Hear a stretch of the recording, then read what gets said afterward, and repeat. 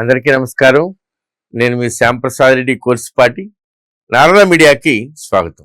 ఒక్కసారి ఆలోచించండి, ఒక దేశం నుంచి మరో దేశంలోకి అక్రమంగా చొరబడ్డాం. అది కూడా ఒకరు కాదు, 10 మంది కాదు, వేలాది మంది, ఏళ్ల తరబడి, అది కూడా అధికారుల కళ్ళ ముందే. అసలు ఇది సాధ్యమేనా అంటే సాధ్యం కావడమే కాదు, ఇది జరిగింది అని చెప్పడానికి అవసరమైనటువంటి ఆధారాలు ఇప్పుడు ఒక్కొక్కటిగా బయటపడతా ఉన్నాయి.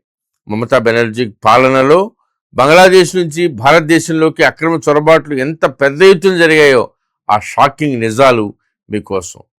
డోంట్ వెయిట్, ఇప్పుడే చూసేయండి. చీకటి రాత్రి, సరిహద్దు వెంట వరి పొలాలు, జనాలకు బయటకు కనిపించినటువంటి రహస్య మార్గాలు, అవతల బంగ్లాదేశ్, యువతల భారత్. ఒక్క ఫోన్ కాల్, ఒక సంకేతం, అంతే మరో వ్యక్తి అక్రమంగా భారత భూభాగంలోకి ప్రవేశించేవాడు. ఇది సినిమా కాదు, ఇది కథ కాదు, ఇది సంవత్సరాలుగా కాదు దశాబ్దాలుగా నడిచినటువంటి ఒక భారీ నెట్వర్క్.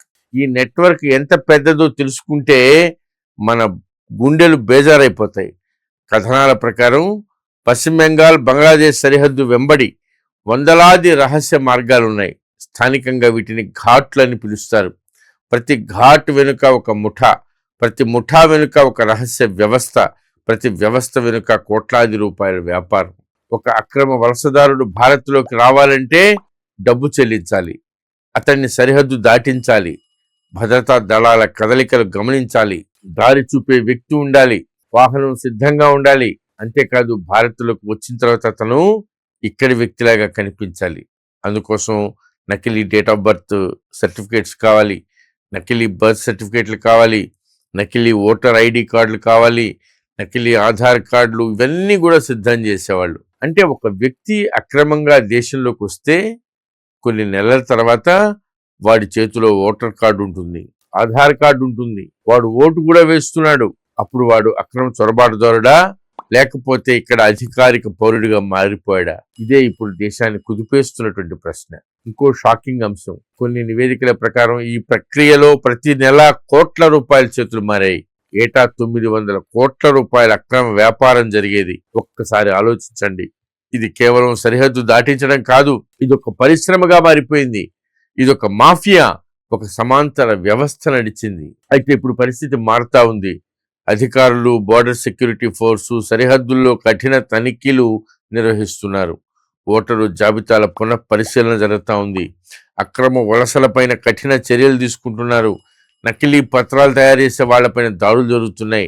ఈ చర్యల వల్ల ఏళ్ల తరబడి నడిచినటువంటి ఒక నెట్వర్క్కి భారీ దెబ్బ తగులుతూ ఉంది. కానీ ఇక్కడ అసలు ప్రశ్న ఇంకా మిగిలే ఉంది.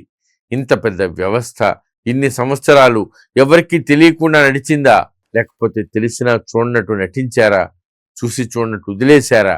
మమతా బెనర్జీకి అలాగే అక్రమ చొరబాటుదారులకి భారత్లో ఆశ్రయం కల్పించి, నకిలీ ఐడెంటిటీ కార్డులు ఇప్పించి, వాళ్ళకి ఇక్కడ అమ్మాయిలతో పెళ్లిళ్ళు జరిపించి, వాళ్ళని శాశ్వత భారత పౌరులుగా మార్చినటువంటి మరికొందరు రాజకీయ నాయకులకి దేశ భద్రత కంటే ఓటు బ్యాంకు ముఖ్యమైందా? సరిహద్దుల కంటే రాజకీయాలే పెద్దవయ్యాయా? అక్రమ చొరబాట్ల వెనుకున్నటువంటి అసలు శక్తులు ఎవరు? ఈ ప్రశ్నలకి సమాధానాలు రావాలి. ఎందుకంటే ఇది కేవలం పశ్చిమ బెంగాల్ సమస్య కాదు, ఇది కేవలం బంగ్లాదేశ్ సమస్య కాదు, ఇది భారతదేశ భద్రతకు సంబంధించినటువంటి అంశం. ఇది భవిష్యత్ తరాల భద్రతకి, భవిష్యత్తుకి, జీవితాలకి సంబంధించిన అంశం. ఒక దేశం తన సరిహద్దులను కాపాడుకోలేకపోతే రేపు తన గుర్తింపును కూడా కాపాడుకోలేకపోతుంది.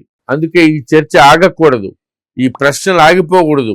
సరిహద్దులకు కంచె వేయడం సులభం, కానీ ఓటు బ్యాంకు రాజకీయాలకు కంచె వేయడం అంత సులభం కాదు. మరి మీ అభిప్రాయం ఏంటి? అక్రమ చొరబాట్లపైన ఇంకా కఠిన చర్యలు అవసరమని మీరు భావిస్తున్నారా? కామెంట్స్లో మీ అభిప్రాయాన్ని తెలియజేయండి. వీడియో నచ్చితే లైక్ చేయండి, షేర్ చేయండి, ఛానల్ని సబ్స్క్రైబ్ చేయండి. జై హింద్, భారత్ మాతాకి జై. ఈ వీడియో మీకు నచ్చినట్లయితే లైక్ చేయండి, షేర్ చేయండి, సబ్స్క్రైబ్ చేయండి. మీ అభిప్రాయాన్ని కామెంట్ల రూపంలో తప్పకుండా తెలియజేయండి.